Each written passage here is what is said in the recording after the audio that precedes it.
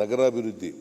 ನಮ್ಮ ಸರ್ಕಾರದ ಇಂದಿನ ಅವಧಿಯಲ್ಲಿ ನಗರಾಭಿವೃದ್ಧಿಗೆ ವಿಶೇಷ ಆದ್ಯತೆಯನ್ನು ನೀಡಿ ಪ್ರಾರಂಭಿಸಿದ ನಗರೋತ್ಥಾನ, ಇಂದಿರಾ ಕ್ಯಾಂಟೀನ್ ನಂತಹ ಹಲವಾರು ಜನಪರ ಯೋಜನೆಗಳನ್ನು ನಿರ್ಲಕ್ಷಿಸುವ ಮೂಲಕ ಇಂದಿನ ಸರ್ಕಾರದ ಅವಧಿಯಲ್ಲಿ ನಗರಗಳ ಅಭಿವೃದ್ಧಿ ಕುಂಠಿತಗೊಂಡಿರುತ್ತದೆ. ಅಲ್ಲದೆ 22-23ನೇ ಸಾಲಿಗೆ 45,000 ಕೋಟಿ ರುಗಳ ಅಪೂರ್ಣ ಕಾಮಗಾರಿಗಳ ಮತ್ತು ಬಾಕಿ ಮೊತ್ತದ ಹೊರೆಯನ್ನು ಇಂದಿನ ಸರ್ಕಾರ ನಮ್ಮ ಸರ್ಕಾರದ ಮೇಲೆ ಹೊರಿಸಿರುತ್ತದೆ. ಪ್ರಸ್ತುತ ಇರುವ ಆಯವ್ಯಯದ ಮಿತಿಯಲ್ಲಿ ಬಾಕಿ ಹೊರೆಯನ್ನು ತೀರಿಸಲು ಕನಿಷ್ಠ 6-8 ವರ್ಷಗಳ ಕಾಲಾವಕಾಶದ ಅಗತ್ಯ ಇರುತ್ತದೆ. ಇದು ಅವರ ಅಶಿಸ್ತು ಮತ್ತು ಅವಿವೇಚನೆಗೆ ಹಿಡಿದ ಕನ್ನಡಿಯಾಗಿರುತ್ತದೆ. ಆದಾಗ್ಯೂ ನಮ್ಮ ಸರ್ಕಾರ ನಗರಗಳ ಅಭಿವೃದ್ಧಿಗಾಗಿ ಅಗತ್ಯ ಇರುವ ಎಲ್ಲ ಕ್ರಮಗಳನ್ನು ಕೈಗೊಳ್ಳಲಿದೆ.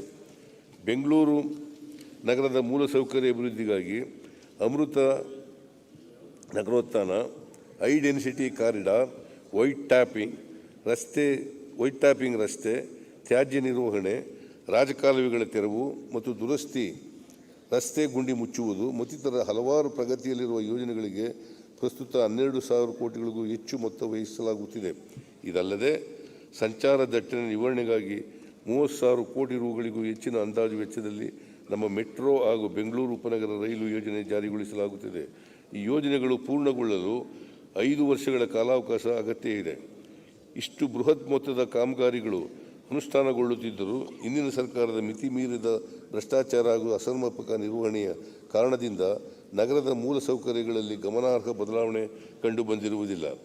ಬ್ರ್ಯಾಂಡ್ ಬೆಂಗಳೂರು ಪರಿಕಲ್ಪನೆಯು ಬೆಂಗಳೂರು ನಗರದ ನಿವಾಸಿಗಳ ಸಂರಕ್ಷಣೆ ಹಾಗೂ ಅನುಕೂಲವನ್ನು ಕೇಂದ್ರ ಬಿಂದುವಾಗಿಸಿದೆ. ಈ ಪರಿಕಲ್ಪನೆಯು ನಗರದ ಸಂಚಾರ ವ್ಯವಸ್ಥೆ, ಪರಿಸರ ಘನತ್ಯಾಜ್ಯ ನಿರ್ವಹಣೆ, ಸಾರ್ವಜನಿಕ ಸ್ಥಳಗಳ ಸದ್ಬಳಕೆ, ಸಾರ್ವಜನಿಕರ ಆರೋಗ್ಯ, ಪ್ರಾಣಿಗಳ ಆರೋಗ್ಯ, ಜನಸ್ನೇಹಿ ಆಡಳಿತ, ನೀರಿನ ಭದ್ರತೆ ಹಾಗೂ ಪ್ರವಾಹ ನಿರ್ವಹಣೆ ಈ 9 ಸವಾಲುಗಳನ್ನು ಯಶಸ್ವಿಯಾಗಿ ಎದುರಿಸುವ ಮೂಲಕ ಬೆಂಗಳೂರು ಅಂತಾರಾಷ್ಟ್ರೀಯ ಮಟ್ಟಕ್ಕೆ ಏರಿಸುವುದು ನಮ್ಮ ಗುರಿಯಾಗಿದೆ.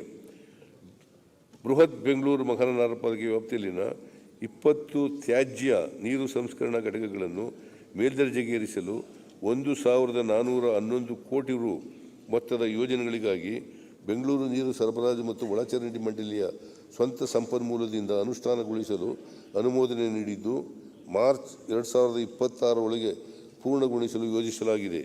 ಈ ಯೋಜನೆಗಳ ಮೂಲಕ ಬೆಂಗಳೂರಿನಲ್ಲಿ ಸುಸ್ಥಿರ ಜಲ ಮತ್ತು ಪರಿಸರ ಸಂರಕ್ಷಣೆಯಾಗಲಿದೆ.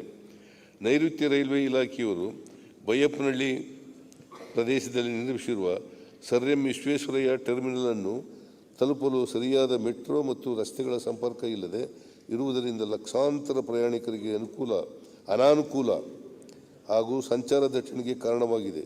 ಈ ಸಮಸ್ಯೆಯ ನಿವಾರಣೆಗಾಗಿ 263 ಕೋಟಿ ರುಗಳ ವೆಚ್ಚದಲ್ಲಿ ಒಂದು ಹೊಸ ಮೇಲ್ಸೇತುವೆಯನ್ನು ನಿರ್ಮಿಸಲಾಗುವುದು. ಪದೇ ಪದೇ ದುರಸ್ತಿಗೆ ಮರುಕಳಿಸುವ ವೆಚ್ಚವನ್ನು ತಪ್ಪಿಸಲು ನಗರದ ರಸ್ತೆಗಳನ್ನು ವೈಟ್ ಟ್ಯಾಪಿಂಗ್ ಮಾಡಲು ಕ್ರಿಯಾ ಯೋಜನೆ ರೂಪಿಸಲಾಗಿದೆ. ನಮ್ಮ ಸರ್ಕಾರದಿಂದ 16-17 ಮತ್ತು 17-18ರಲ್ಲಿ ವೈಟ್ ಟ್ಯಾಪಿಂಗ್ ರಸ್ತೆಗಳಾಗಿ ಅಭಿವೃದ್ಧಿಪಡಿಸಲಾದ 190 ಕಿಲೋಮೀಟರ್ ರಸ್ತೆಗಳು ಇಂದಿಗೂ ಅತ್ಯುತ್ತಮ ಸ್ಥಿತಿಯಲ್ಲಿವೆ. ತದನಂತರ ಇಂದಿನ ಸರ್ಕಾರ ಯಾವುದೇ ವೈಟ್ ಟ್ಯಾಪಿಂಗ್ ಯೋಜನೆಯನ್ನು ಕೈಗೊಂಡಿರುವುದಿಲ್ಲ. ಈ ಯೋಜನೆಯನ್ನು ಪುನರಾರಂಭಿಸಿ 23-24 ಸಾಲಿನಲ್ಲಿ 800 ಕೋಟಿ ರು ವೆಚ್ಚದಲ್ಲಿ 100 ಕಿಲೋಮೀಟರ್ ಉದ್ದದ ಮುಖ್ಯ ರಸ್ತೆಗಳನ್ನು ವೈಟ್ ಟಾಪ್ ರಸ್ತೆಗಳಾಗಿ ಅಭಿವೃದ್ಧಿಪಡಿಸಲಾಗುವುದು. ಬೆಂಗಳೂರು ನಗರದಲ್ಲಿರುವ ಹೆಚ್ಚಿನ ಸಂಚಾರ ದಟ್ಟಣೆಯನ್ನು ಹೊಂದಿರುವ 192 ಕಿಲೋಮೀಟರ್ ಉದ್ದದ ವಿವಿಧ ಪ್ರಮುಖ ರಸ್ತೆಗಳನ್ನು ಹೈ ಡೆನ್ಸಿಟಿ ಕಾರಿಡಾರ್ಗಳೆಂದು 2016ರಲ್ಲಿ ಗುರುತಿಸಲಾಗಿರುತ್ತದೆ. ಈ ಪೈಕಿ 92 ಕಿಲೋಮೀಟರ್ ಉದ್ದದ ರಸ್ತೆಗಳನ್ನು ಈಗಾಗಲೇ ಅಭಿವೃದ್ಧಿಪಡಿಸಲಾಗಿದೆ. 23-24 ಸಾಲಿನಲ್ಲಿ 83 ಕಿಲೋಮೀಟರ್ ಉದ್ದದ ರಸ್ತೆಗಳನ್ನು 273 ಕೋಟಿ ರು ವೆಚ್ಚದಲ್ಲಿ ಅಭಿವೃದ್ಧಿಪಡಿಸಲಾಗುವುದು. ಬೆಂಗಳೂರು ನಗರದಲ್ಲಿ ಹೆಚ್ಚುತ್ತಿರುವ ಸಂಚಾರ ದಟ್ಟಣೆ ನಿವಾರಣೆಗಾಗಿ ರೂಪಿಸಿರುವ ಬೆಂಗಳೂರು ಪೆರಿಫೆರಲ್ ರಿಂಗ್ ರಸ್ತೆ ನಿರ್ಮಾಣ ಪ್ರಕ್ರಿಯೆಯು ಕಳೆದ 15 ವರ್ಷಗಳಿಂದ ನೆನೆಗುದಿಗೆ ಬಿದ್ದಿದೆ. ಈ ಯೋಜನೆಗೆ ಎದುರಾದ ತಾಂತ್ರಿಕ ಅಡಚಣೆಗಳನ್ನು ನಿವಾರಿಸಲು ಸರ್ವೋಚ್ಚ ನ್ಯಾಯಾಲಯದಿಂದ ದಿನಾಂಕ 25/11/2021ರಂದು ಅನುಮತಿ ದೊರಕಿದೆ. ಇದೀಗ ನಮ್ಮ ಸರ್ಕಾರವು ಎಲ್ಲ ಕಾನೂನಾತ್ಮಕ ಸಮಸ್ಯೆಗಳನ್ನು ಬಗೆಹರಿಸಿಕೊಂಡು ತ್ವರಿತವಾಗಿ ಯೋಜನೆಯನ್ನು ಜಾರಿಗೊಳಿಸಲು ಪ್ರಾಮಾಣಿಕ ಪ್ರಯತ್ನ ಮಾಡಲಾಗುವುದು. ಬೆಂಗಳೂರಿನಲ್ಲಿ ಮಳೆ ನೀರು ಸರಾಗವಾಗಿ ಹರಿಯದಿರಲು ರಾಜಕಾಲುವೆಗಳ ಒತ್ತುವರಿ ಪ್ರಮುಖ ಕಾರಣವಾಗಿದ್ದು, ಇದರಿಂದಾಗಿ ಪ್ರವಾಹ ಉಂಟಾಗುವುದಲ್ಲದೆ ಮಳೆ ಬಂದಾಗ ರಸ್ತೆಗಳಲ್ಲಿ ನೀರು ನಿಂತು ಮನೆಗಳಿಗೆ ನೀರು ನುಗ್ಗಿ ಅನಾಹುತಗಳು ಸಂಭವಿಸುತ್ತವೆ. ಈ ಸಮಸ್ಯೆಯನ್ನು ನಿವಾರಿಸಲು ಕಂದಾಯ ಇಲಾಖೆ ಗುರುತಿಸಿರುವ ಒತ್ತುವರಿಗಳನ್ನು ಆದ್ಯತೆ ಮೇಲೆ ತೆರವುಗೊಳಿಸಲಾಗುವುದು. ಬೆಂಗಳೂರು ನಗರದಲ್ಲಿ ವೈಜ್ಞಾನಿಕ ತ್ಯಾಜ್ಯ ವಿಲೇವಾರಿಗೆ ನಮ್ಮ ಸರ್ಕಾರ ಆದ್ಯತೆ ನೀಡಲಿದೆ.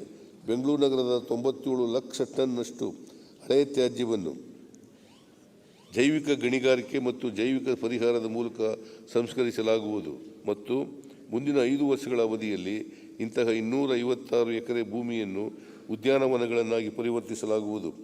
ಸುಮಾರು 5.7 ಲಕ್ಷ ಪ್ರಯಾಣಿಕರು ದಿನಂಪ್ರತಿ ಸಂಚರಿಸುವ 70 ಕಿಲೋಮೀಟರ್ ಉದ್ದದ ಸಂಪರ್ಕ ಜಾಲವನ್ನು ಹೊಂದಿರುವ ನಮ್ಮ ಮೆಟ್ರೋ ರಾಷ್ಟ್ರದಲ್ಲಿಯೇ 2ನೇ ಅತಿ ದೊಡ್ಡ ಮೆಟ್ರೋ ಸೇವೆಯಾಗಿರುತ್ತದೆ.